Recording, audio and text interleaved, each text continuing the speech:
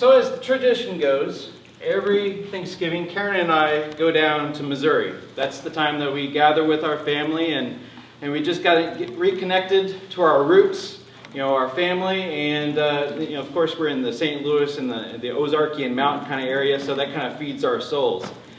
And while we were there, just looking and hiking in these trails, it just reminded me of growing up.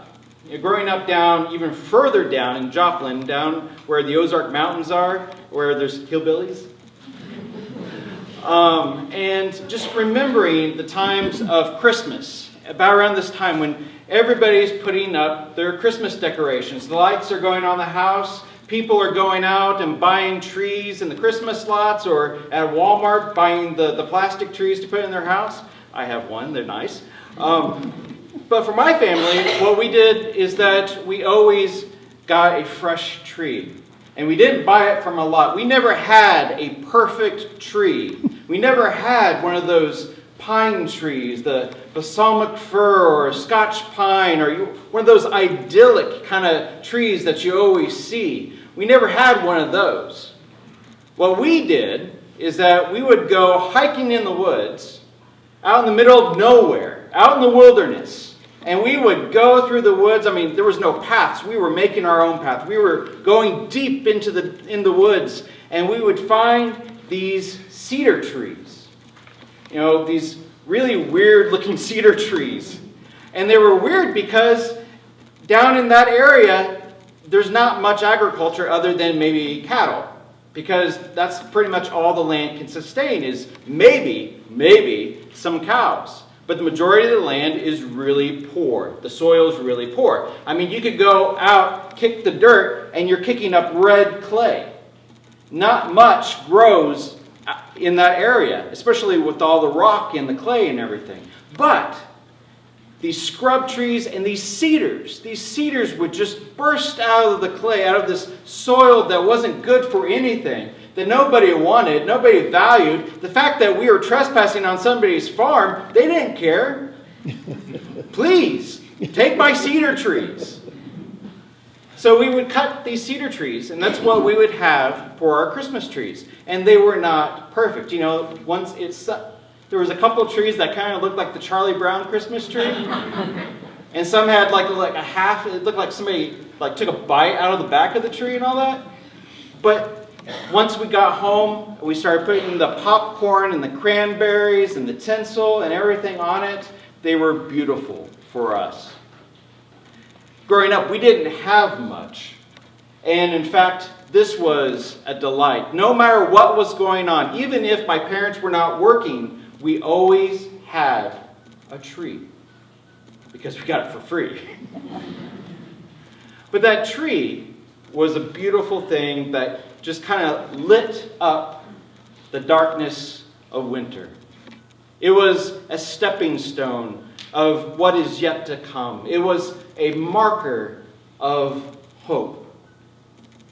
Even the fact that when we would go hiking out into those woods and we tended to go in the same places to get our tree, we could actually see the stumps of the other cedar trees that were taken down by us or by somebody else from prior years. And you would think that, once you cut the tree down, that's it. It's dead. And the stump would rot. No! These trees, they are incredible. Out of that stump will grow a new cedar tree. And so we could actually go into the woods and look at those stumps and watch as another cedar tree busted forth. Maybe even 2 or 3 out of that one stump.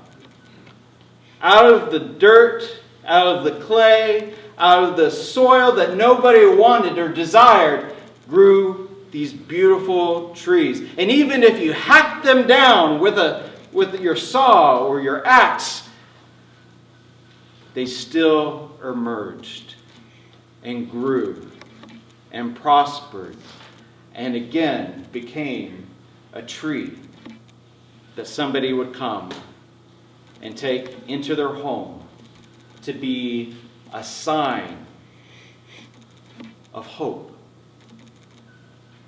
You know, the Christmas tree is that evergreen, so it's always green. There's always life. And so it is with the cedar tree. That reminded us that there is always life, even when it gets cut down, even when we feel like we are put under pressures, when we're broken, when we are grieving. No matter what, that tree reminded us that there is life. Hope never dies. Hope keeps springing up from the stump of a life prior. The trees always remind us that there is a future. To never give up. Because God is at work, creating new life where there was no life once before, where you didn't even expect life to be. And that's where the prophet Isaiah is speaking out of. I mean, when the prophet Isaiah is writing and speaking and preaching, it seems like everything of Judah and Israel has been totally destroyed, because it has been. And they've been taken into slavery. Their nation is no longer existing. Everything they knew is gone. Have you ever been at that point in your life where you felt like everything that you knew and trusted and held tight to just got evaporated, is gone? Maybe even in an instant. And the people of Israel were in slavery. They were held captive by a foreign people. What hope did they have? What was the possibility of them once again being a people to worship again in Jerusalem, up there at the Temple Mount, to give praise and sacrifices to God, the God of Moses who gave them the law, the God of Moses and Jacob and Abraham and Sarah and all of those that came before him? Where is that God? And that's what the prophet is speaking. In the midst of the darkness, do not give up hope, because there is a future that God has envisioned for you. There is a future where there is peace. There is a future where those that are poor become rich, rich with life. There is a future, the prophet says.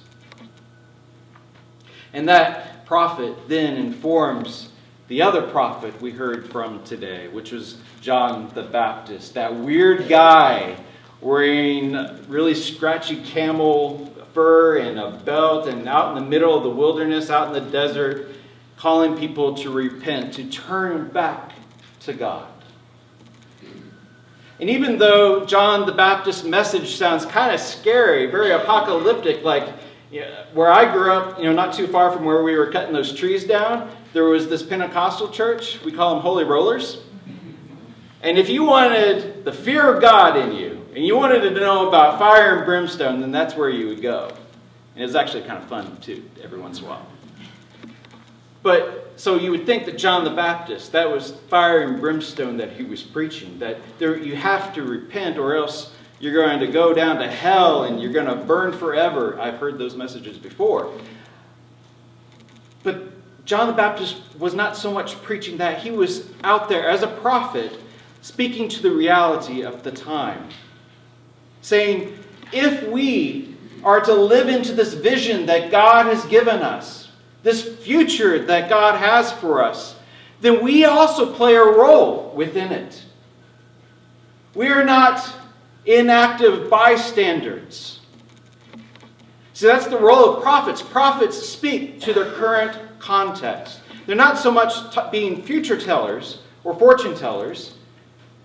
They say that, if we continue along this path, then this is what will happen.